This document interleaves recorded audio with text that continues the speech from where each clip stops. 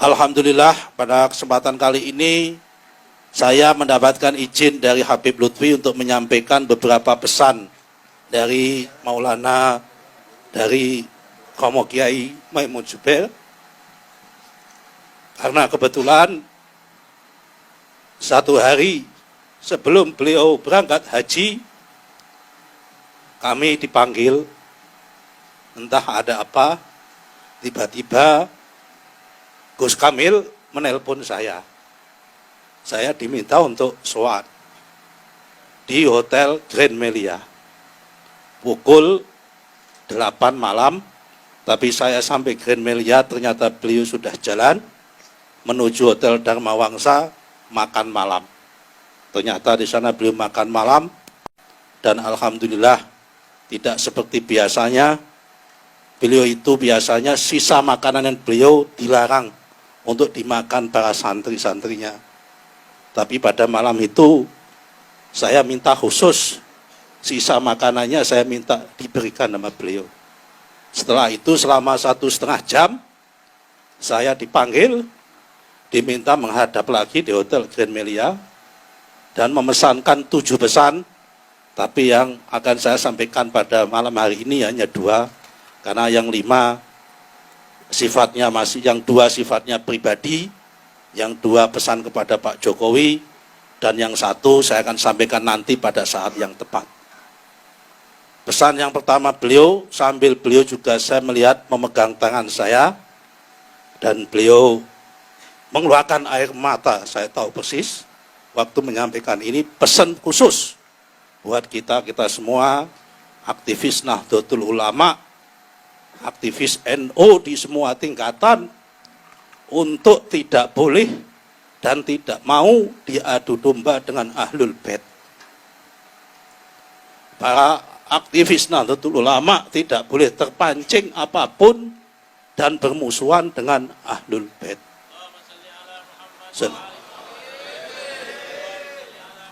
Beliau juga berpesan, kamu kalau ingin pegangan orang NU yang Habib dan Habib sing NU, NU sing Habib, peganglah Habib Lutfi.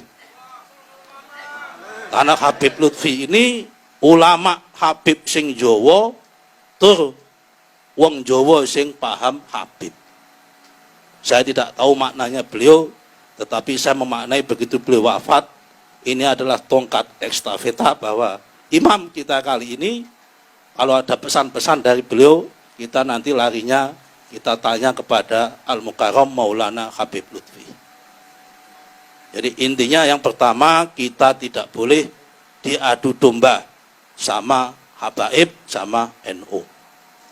Ini persis, kalau saya flashback, mohon maaf, 1 minggu setelah saya terpilih menjadi ketua GP Ansor, mumpung masih ada beliau, nanti bisa diklarifikasi. Saya dipanggil sama guru kita semua, Maulana Al-Habib Muhammad Lutfi bin Yahya ke Pekalongan. Saya sowan tengah malam seperti biasanya, dan pesannya mirip sama dengan pesannya Romo Kiai Haji Maimun Zubair. Bahwa langkah pertama, orang Habaib nanti akan diadu domba antara Habaib yang Ahlus Sunnah wal Jamaah dan mohon maaf dengan Habaib yang selama ini dicap Syi'i atau Syiah. Seminggu kemudian setelah Habib Lutfi menyampaikan itu, meledaklah kasus Yapi di Pasuruan. Meledaklah kasus peringatan Haul Sayyidatina Fatimatu Zahra di Bondowoso yang ditandingi oleh NU cabang Bondowoso, membuat maulid Nabi di depannya. Yang itu waktu itu kami ketua Ansor bingung, diminta untuk menjaganya. Yang sini Habaib membuat haulnya Sayyidatina Fatimatu Zahra, yang sebelah sini membuat maulid Nabi yang dibuat oleh kiai-kiai NU, karena di sini diisukan Syiah. Kami semua ketakutan, banser-banser Bondowoso tidak berani bergerak. Kami diperintahkan Habib Lutfi, akhirnya saya mengerahkan banser dari Jember untuk supaya tidak terjadi benturan antara Habib-Habib yang dituduh Syiah yang sedang melakukan haul Sayyidatuna Fatimahuz Zahra dengan kiai-kiai NU yang mengadakan tandingan berupa Maulid Nabi. Ini jangan sampai terulang dan terjadi lagi.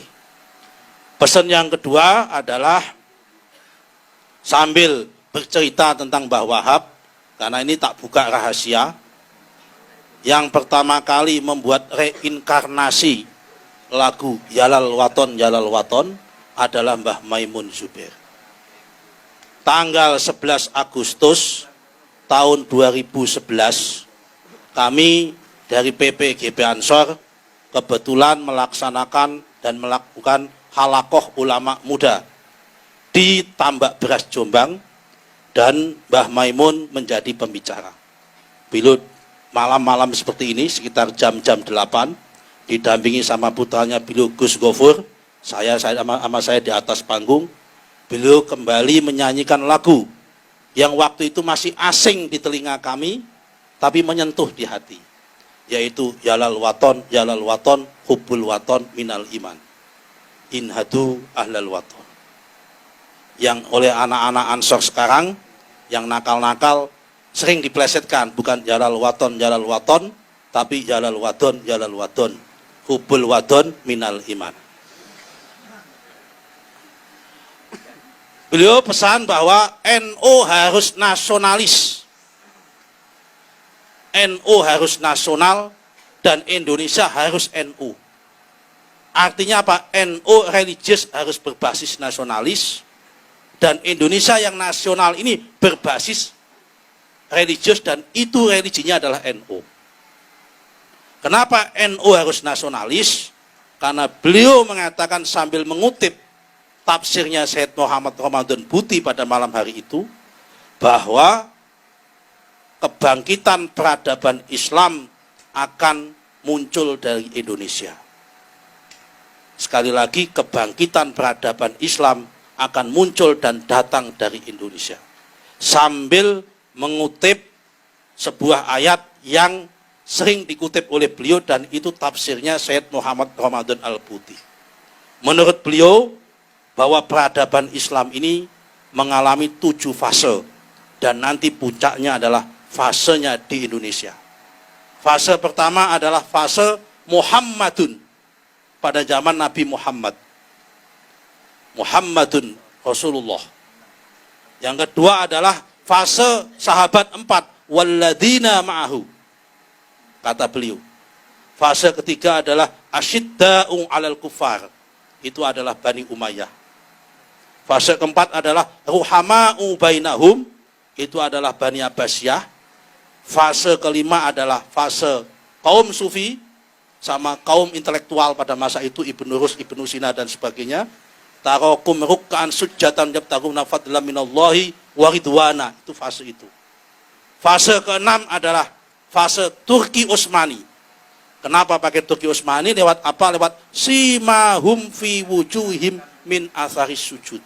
Karena Turki Utsmani itu hobinya membangun masjid, itu adalah min atharis sujud. Yang ketujuh adalah fase Indonesia, yaitu adalah Kazar in akhroja. Dengan kalimat Kazar in akhroja, syat'ahu wastahla wastahan, itu al-ayah itu yang mengatakan bahwa kebangkitan Islam di dunia akan datang, yang ketujuh, dari sebuah negara, di mana negara itu adalah penghasil biji-bijian, dan negara itu bukan negara Islam, tapi mayoritas Islam. Negara itu ada ajaran Nasrani, juga ada ajaran Yahudi.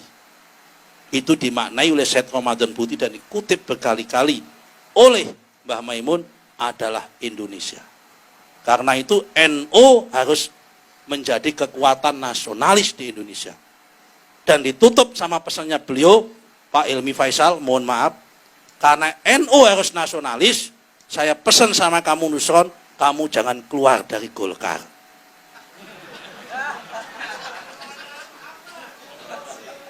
NU jangan semua di PKB. Orang-orang NU harus masuk ke partai-partai yang nasionalis, kata beliau. Perkara yang P3 itu fardu kifayah hukumnya. Biar saya saja, kata Mbah Maimun, yang P3. Ya kan? Biar saya saja yang P3, kata Mbah Maimun. Karena untuk P3 itu yang penting fardu kifayah.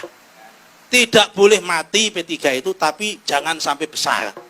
Karena kalau besar nanti berbahaya, kata Mbah Maimun. Itu cukup untuk memenuhi syarat kewajiban, gugurnya kewajiban. Karena memang harus di Indonesia ini ada partai yang khusus Islam itu memang harus ada. Tetapi Indonesia, kata Mbah Maimun, harus dipimpin dengan platformnya nasionalis. Ini kira-kira pesannya beliau yang kami sampaikan. Kita doakan semoga guru kita Habib Lutfi panjang umur, diangkat derajatnya oleh Allah Subhanahu wa taala. Dan kalau beliau diangkat derajatnya Allah Subhanahu wa taala, kita sebagai santrinya ngikut di belakang beliau. Kalau beliau ke surga, kita ikut surganya beliau. Kalau beliau dekat dengan Nabi Muhammad, kita ingin di samping beliau. Kalau beliau mendapatkan pahala dan tempat yang mulia di sisi Allah, kita ingin nempel di belakang beliau meskipun sempit, tidak apa-apa. Yang penting bersama beliau. Marilah kita sama-sama kita doakan semoga kita semua yang ditinggalkan oleh Mbah Maimun Zubair sanggup meneruskan. Terutama adalah peran pesan yang pertama tadi, jangan sampai kita semua terjebak dan diadu domba dengan para ahlul bait. Ahlul bait adalah NU, NU adalah ahlul bait. Adapun kalau ada ahlul bait yang belum senang sama NU, kewajiban kita untuk menasihati dan memberitahu supaya ahlul bait tersebut makin cinta dan makin sayang dengan Nahdlatul Ulama. Sebaliknya kalau ada orang Nahdlatul Ulama kok tidak suka dengan ahlul bait, saya yakin itu NU sing goblok, NU sing setengah-setengah. Karena kalau NU nggak suka dengan ahlul bait, saya jamin itu NU-nya belum 24 karat, tapi NU numpang untuk nyari jabatan yang model seperti itu. Karena NU adalah harus suka sama ahlul bait. Sesuai dengan hadis Nabi, taraktu fikum amraini lan tamasukum abada kitaballahi wa itrati. Ya kan? Ada dua hadis, yang pertama kitaballahi wa sunnati, yang kedua adalah kitaballahi wa itrati. Dan dua-duanya adalah sahih menurut Mbah Kiai Maimun Zubair. Demikian yang bisa kami sampaikan. Kalau kita orang NU, penutup salamnya wallahul muwaffiq ila aqwamit thoriq. Kalau orang PDIP, penutup salamnya wabillahi taufik wal hidayah. Barang siapa dekat dengan Pak Taufik, insyaallah banyak hadiah. Assalamualaikum warahmatullahi wabarakatuh.